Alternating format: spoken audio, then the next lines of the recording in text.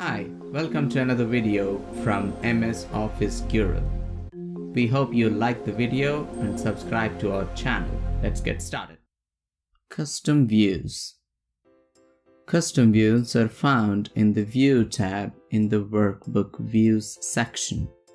Here we can see the option for custom views.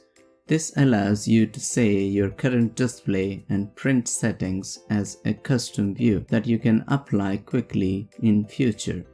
Let's say, for example, we have a view from A to G columns and they're in a particular size.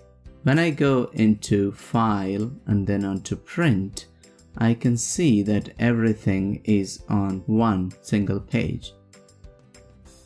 Now if I click on the custom views and click on add button, I can give it a name. Let us call this as normal. This is print settings and filter and hidden rows and other settings. Let us select on a few columns to hide them. Let us select columns E and D. By right-clicking and hiding them, I'm able to hide it. Going into File and Print and to Page Setup, I'm changing the margins to horizontally centered. Now we can see that it is centered horizontally, and now I'm also going to change it to landscape mode. Coming back here, we can see the columns D and E are hidden. If we go to the custom view, now we can add a new custom view, and let us name this view as Buyer. I can keep adding as many views as I like. If I click on one of the views and press the Show button, it will bring back that view. We can click the normal and click on Show. It has given all the previous settings.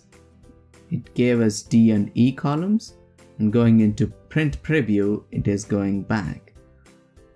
Let us look at a new view now. In the custom view, let us select Buyer and click on Show. We can see that D and E columns are hidden, and in Print, it is horizontally centered and in landscape mode. This is a handy tool to change between several views if you are showing it to them or printing in different formats for multiple stakeholders. Thank you for watching the video. Please share this knowledge with your friends, family, and colleagues. See you in the next one. Bye-bye.